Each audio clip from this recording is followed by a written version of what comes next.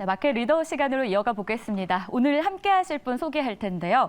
자, 오늘은 시황 투자 전략을 담당하고 있는 KB증권의 하인환 연구원 모셨습니다. 어서 오세요. 안녕하세요. 네, 반갑습니다. 네. 뭐 박수받아 마땅한 오늘 증시 아닐까 싶어요. 네. 작성하신 리포트가요. 저희가 일주일 전에 봤다면 그리고 그거에 맞게 저희가 혹시 투자에 참여해 봤다면 뭐 흔히 말해서 대박이다. 이런 말을 많은 분들이 외치고 있지 않는 오늘이 아닐까 싶은데요. 예리하게 분석을 하셨고 그게 좀 시장 안에서 맞아 떨어지더라고요. 네. 출장 갔다 온 후에 쓰신 리포트였죠?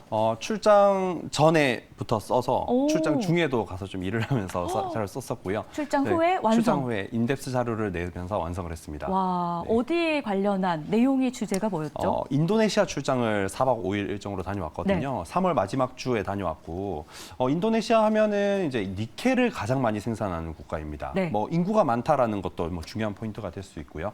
그래서 니켈 관련해서 이 광물 자원 관점에서 출장을 다녀왔다라고 말씀드릴 수가 있습니다. 힌트를 광물 자원이다라고 주셨는데 오늘 그렇다면 이 내용에 대해서 좀 더 깊이 있게 보려고 합니다. 주제부터 화면으로 만나보시죠. 자, 오늘 주제 보시면요. 경제구조 재편에서 찾는 투자 아이디어입니다. 시장이 변하고 있고 특히 글로벌 시장 안에서 우리는 어떤 투자 아이디어를 얻을 수 있을까 굉장히 궁금한데 예리하게 시장을 보셨고 그에 대한 내용이 담겨 있어서 좀 모아 간추려서 오늘 이야기해 보려고 합니다. 자, 먼저 첫 번째 질문. 광물 자원 민족주의라고 하셨는데 또 모르는 분들도 있으실 수 있어요. 네. 저도 공부하면서 사실 더 많이 알게 됐거든요. 네. 간략하게 광물 자원 민족주의란 물어본다면 뭐라고 답하시겠습니까? 20세기에 네. 오펙이라고 비교하시면 될 것 같아요. 오. 20세기에 이제 석유 자원이 엄청나게 중요한 자원이 됐었잖아요. 에너지 자원이 됐었고 수요가 급증하고 있던 상황에서 중동의 몇몇 국가들이 이제 공급을 규제하기 시작한 네. 거죠. 카르텔이라는 걸 만들면서 그게 이제 즉 오펙이고 뭐 그런 이제 카르텔을 만들면서 공급을 조절하려는 움직임을 보였습니다. 그러니까 수요와 공급이 불일치하게 되는 문제가 생겨버렸었죠. 지금은 이제 2차 전지 다들 뭐 수요가 늘어난다 이런 얘기들은 잘 아실 것 같아요. 네.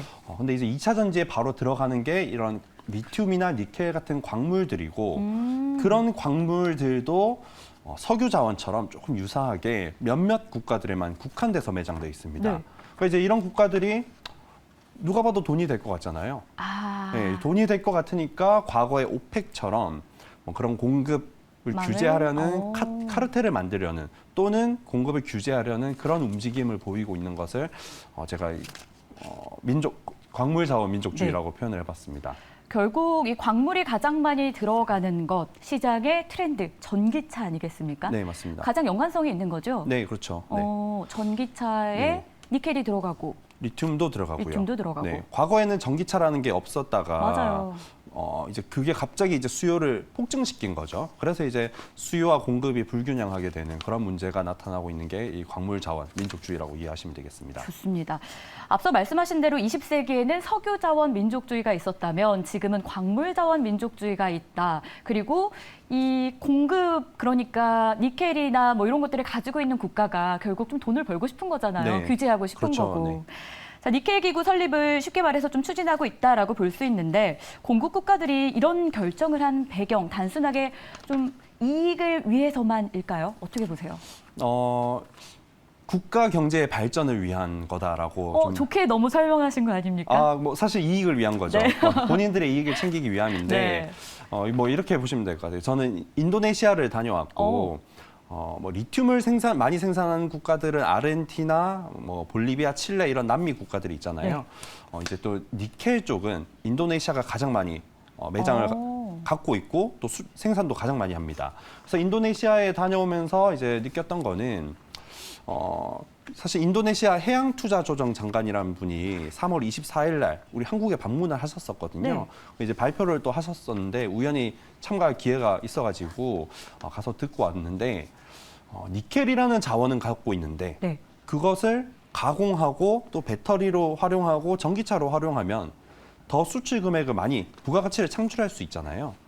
이것을 하려는 방향이다라고 보시면 될 것 같아요. 근데 이제 기술이 없으니까 공급을 규제하고 외국 기업들한테 예를 들면 우리나라처럼 광물을 갖고 있지 않은 국가 또는 기업들한테 너네가 이제 우리나라로 와서 이것을 가공해서 가져가라. 너는 기술력이 있으니까. 그렇죠. 그러면 우리는 기술력을 제공하고 인도네시아 같은 국가들은 그 기술력을 받고 광물 자원을 제공해 주는 거죠.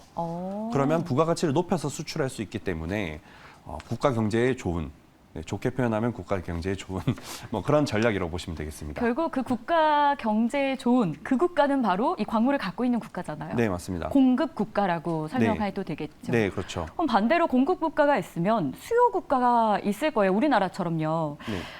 우리 기업들은 좀 어떤 대비를 해야 될까요? 이 두 국가들의 대립이 좀 심화되지는 않을까 싶기도 네. 해요. 저는 심화될 거라고 생각을 하고요. 공급 측과 수요 측으로 좀 나눠볼 수 있겠거든요. 지금 여기 표를 띄워주셨는데 네. 제 자료에 넣었던 내용이거든요. 일단 공급 측에서 보시면은 이제 니켈이랑 리튬을 생산하고 있는 국가들이 네. 말씀드렸던 것처럼 공급을 규제하려고 하고 있습니다. 일단 인도네시아 같은 경우는 이 니켈을 원광석, 이제 광산에서 채굴한 그 형태 그대로 수출하는 것을 금지하고 있거든요. 그러니까 이제 우리나라처럼 그게 필요한 국가들이 들어와서 기술력을 제공해서 가공해서 가져가야 됩니다. 근데 이게 좀 성공적이다 보니까 인도네시아 같은 국가들이 더 하려고 하는 것은 이제 니켈판 오펙을 만들려고 하는 거거든요. 앞서 말한 그 기구요. 네, 맞습니다. 네. 뭐 이름이 어떻게 될지 모르지만 니켈판 오펙을 만들려고 하는 거고, 또 밑에 있는 여기 리튬 관련된 국가들 아르헨티나, 칠레, 작게 나오네요. 네, 아르헨티나, 칠레, 볼리비아 이렇게 남미 멕시코까지? 3개국이 이런 남미 국가들이 또 리튬판 오펙을 만들려고 하고 있습니다. 그럼 니켈판, 리튬판 따로 그렇죠. 만들어집니까? 네, 그렇죠. 이게 실제로 만들어질까? 이거는 사실 뭐 몇 년이 걸릴 수밖에 없을 거거든요. 하지만 이런 움직임을 보이고 있다는 것 자체가 공급을 규제하고 있는 거고, 그럼 이제 수요 측은 뭘 하고 있냐? 네. 수요 측이라고 하면 주로 선진국들이거든요. 뭐 전기차를 많이 구매할 수 있는 뭐 미국이나 뭐 네. EU 같은, 일본 같은 이런 국가들이 될 텐데, 마침 지난주 주말에 네. 15일, 16일 날 그 일본 삿포로에서 그런 G7 국가들과 EU 국가들의 에너지 장관 회의가 있었습니다. 근데 여기서 이제 나온 결론이 사실 뻔한 얘기들이거든요. 네. 뻔하기 때문에 방향성은 너무 명확한 것 같습니다. 뭐 예를 들면 이런 겁니다. 해외 강산 또는 신규 강산을 개발하기 위해서 그런 투자를 해야 된다. 그 다음에 폐배터리 리사이클링을 해야 된다. 아니면 이런 희귀 강물을 덜 쓰는 기술을 개발해야 된다. 그것도 아니면 아껴 써라. 이런 내용들인데 좀 재밌는 거는 3월 중순쯤에 이제 시장에서 좀 관심을 많이 가지셨던 유럽 쪽에서 나왔던 CRMA 정책이 있었잖아요. 그것도 그렇고 2월 말에 국내에서는 또 핵심 광물 확보 전략이라는 게 발표가 됐었는데 거기서도 결론은 똑같았습니다. 아껴 쓰거나 아니면 다른 광산들을 개발해서 다른 데서 사오거나 아니면은 폐배터리 리사이클을 하라는 거거든요. 그래서 이제 대응책이 그거밖에 없기 때문에 저희는 투자 아이디어를 거기서 도출을 해야 되는 거죠. 일단 대비해야 될 게 마땅히 뚜렷이 있기는 합니다만 제한적인 모습을 좀 볼 수가 있네요. 네, 맞습니다. 그래서 또 궁금했던 게 이렇게 이제 공급 국가들이, 그러니까 광물 자원 민족주의 국가들이 보물섬을 지키듯 이렇게 좀 지키려고 하는 이유가 전기차가 시장의 대세가 되면 당연히 이런 광물들은 필요할 수밖에 없고 그렇게 해서 지키고 싶은 건데 역발상을 해보겠습니다. 이렇게 심화될수록 수소나 또 다른 에너지 자동차가 등장하진 않을까. 그렇게 되면 좀 그런 국가들의 약진이 나타나진 않을까. 이런 생각도 들더라고요. 저는 그런 기술에 대한 투자가 확대될 수 있다라고 충분히 생각하고요. 다만 이제 거기서 이제 주식 투자와 관련해서 그걸 당장 투자할 것이냐라고 본다면은 아직은 좀 가시성이 덜 보이기 때문에 지금은 저는 일단 광물 이런 쪽에 좀 주목을 하고 있고 좀 장기적으로 본다면 사실 그런 쪽에 대해서 투자가 매우 가파르게 확대될 수 있다라고 생각합니다. 여기서 제가 이제 한 가지 이제 탑다운 관점에서 생각하고 있는 것은 LFP 있잖아요. 그 배터리 종류 중에서 맞아요. LFP에 대한 얘기가 요새 많이 나오는데 이제 뭐 기술적인 관점에서 얘기들을 많이 해주시는 것 같아요. 근데 이제 저처럼 탑다운에서 보는 입장에서는 왜 LFP가 이렇게 많이 주목을 받을까? 결국 이런 희귀 광물들을 별로 쓰지 않거든요. 그러면 이런 광물이 없는 국가들 입장에서는 하나의 대안이 될 수 있고 말씀하셨던 기술에 대한 투자도 하나의 이제 좀 현실화되고 있는 쪽으로 볼 수가 있겠습니다. 뭐 수소 이런 부분도 충분히 기대할 수 있지만 거기는 이제 시간이 조금 더 걸릴 거라고 생각하고요. 광물이 결국 시장에서 계속 각광을 받는데 또 하나 궁금한 건 워렌 버핏이 네. 진즉부터 좀 광물에 관심을 가졌다고 하더라고요. 네. 실제로 TSMC에서 이제 광물 쪽으로 투자처를 좀 옮겼다라는 말도 있고요. 실제로 그렇기 때문이겠죠. 어떻게 좀 이 워렌 버핏의 움직임을 볼 수 있을까요? 워낙 장기 투자로 유명하기 때문에 네. 뭐 길게만 보고 가야 하는 걸까요? 아니면 저희가 좀 새롭게 바라볼 수 있는 투자 관점이 있는 걸까요? 일단 첫 번째로 워렌 버핏이 일본 상사 기업들을 매수를 했었는데 네. 사실 2020년부터 매수를 했거든요. 오, 한 이제, 3년 전이네요. 그렇죠. 네, 아주 성공적인 투자였고 결과론적으로 이제 인플레이션을 바라보고 투자를 했던 것 같습니다. 인플레이션 시대에는 이제 이런 원자재 가격이 오르기 마련이거든요. 네. 실제로 많이 올랐었죠. 근데 이제 원자재에 직접 투자하게 되면 그런 변동성에 노출될 수 있지만 원자재를 채굴하는 기업들, 네. 즉 상사 기업들이죠. 상사 기업들에 투자하게 되면 기업들이 또 이익이 발생하면 배당도 받을 수 있잖아요. 그렇기 때문에 이제 일본 상사 기업들에 투자를 한 것 같은데 말씀 주셨던 이제 TSMC. 네. TSMC를 다시 이제 매도하고 작년에 매수했다가 다시 매도하고 일본 상사 기업들 지분을 늘린 걸로 확인이 되고 있습니다.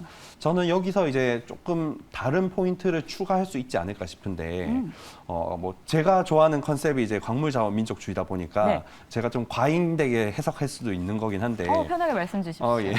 워렌 버핏도 이런 광물 자원 민족주의를 네. 고려하고 있는 게 아닐까. 왜냐하면 이제 그 일본 상사 기업들이 특히 워렌 버핏이 투자한 일본 상사 기업들이 과거에는 뭐 구리나 아니면 에너지 쪽, 에너지 원자재 뭐 이런 쪽을 주로 채굴 했었는데 네. 최근 들어서 광물 쪽, 이제 뭐 니켈이나 이런 쪽까지 배터리 소재 쪽까지 투자를 하겠다라고 발표를 하고 있습니다. 그래서 최근에 또 지분을 확대한 것은 뭐 에너지 원자재도 당연히 중요하고 또 이런 광물 자원에 대해서 투자를 늘리고 있기 때문에 그런 방향성까지 보고 투자를 한 게 아닐까 저는 좀 그렇게 해석해 봤습니다. 네, 좋습니다. 결국 뭐 장기 투자 워렌 버핏 여러 가지 말이 나왔지만 이 대세가 좀 광물 쪽으로 가고 있다 이런 네. 생각을 안 할 수가 없는데요. 자, 이제 또 궁금한 부분들 짚어봅니다. 앞서서 폐배터리 이야기해 주셨는데 폐배터리 리사이클링 업계 현황도 궁금하고요. 대체가 되려면 좀 업계가 잘 돌아가야 되지 않겠습니까? 또 수직 계열화를 포인트로 짚어주셨는데 그 배경도 한번 들어보고 싶습니다. 폐배터리는 사실 제가 작년 한 4월, 5월쯤부터 자료를 쓰면서 계속 밀었던 컨셉이거든요. 이제 주가가 많이 올라서 네. 저는 좀 장기 트렌드로 봐야 된다 이런 생각에서 좀 이번에 한 번 더 다뤘고요. 이 폐배터리를 봤던 이유가 이제 두 가지 이유가 있습니다. 네. 오펙이 이제 위상을 잃게 된 계기가 뭘까 생각해 보면 미국 셰일 혁명이 가장 직접적인 원인이 됐거든요. 미국이 천연가스랑 원유를 많이 생산하니까 더 이상 의존할 필요가 없는 거죠. 그런 이제 새로운 기술이 결국 그런 석유자원 민족주의의 힘을 후퇴하게 만들었다면은 아까 말씀하셨던 뭐 수소나 이런 것도 하나의 방안일 수 있지만 저는 이제 좀 더 광물 쪽에 집중해서 본다면은 새로운 기술은 곧 이런 폐배터리 리사이클링을 가리키는 게 아닐까. 왜냐하면 새로운 또 공급원이 될 수가 있는 거잖아요. 그래서 이런 측면에서 폐배터리 리사이클링을 다시 한 번 더 주목을 하고 있고 수직 계열화를 말씀드린 이유는 이 폐배터리 리사이클링 산업이 뭐 보시는 분들 잘 아시겠지만 아직은 좀 태동하는 단계입니다. 네. 이제 시작인 네, 거죠? 이제 시작인 거죠. 아직 전기차가 폐차되는 데는 아직 시간이 좀 많이 남았잖아요. 그래서 이제 이 산업이 어떤 식으로 이제 좀 구조 조정이 될 것인가. 모든 기업이 다 성공할 수는 없겠죠. 네. 그럼 이제 살아남을 기업은 뭐가 될 것인가라고 생각해 보면 제가 생각했을 때는 이 폐배터리 리사이클링 산업은 폐배터리를 조달해 올 수 있는 능력이 그 시작인 것 같거든요. 그죠. 그게 있어야 네, 가져오지 못하면 맞아요. 시작도 못하는 거잖아요. 리사이클링 하려면 어쨌든 필요하죠. 네, 그래서 이제 전방 쪽에 대한 수직 계열화가 되어 있어야 되고 그것을 또 재활용했는데 납품할 회사들이 있어야 되잖아요. 그래서 이제 고객사가 가장 좋은 거는 계열사. 그게 아니라면 뭐 지분 투자를 하고 있는 기업과 엮여져 있던가. 그래서 이런 또 후방적으로 수직 계열화가 되어 있는 기업들 중심으로 보자라는 생각에서 여기 보시는 그림처럼 제가 좌측에는 폐배터리를 조달하는 거, 우측에는 고객사 이런 관점에서 수직 계열화 관점으로 좀 접근을 해봤습니다. 내용 저희가 리포트를 미리 봤는데 포스코 그룹주를 이 안에서도 좀 괜찮다라고 뽑으셨더라고요. 네. 오늘 주가도 굉장히 잘 가고 있습니다. 오늘만이 아니고요. 주목을 받고 있는 건 사실입니다.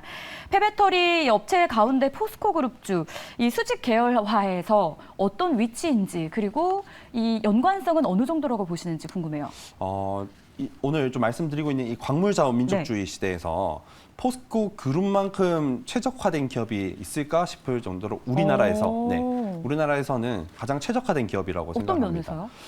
광물 자원에 대해서도 직접 이렇게 진출을 하고 있고 네. 특히 이제 인도네시아, 호주, 아르헨티나, 뉴칼레도니아 이런 국가들에 굉장히 다양하게 진출을 하고 있거든요.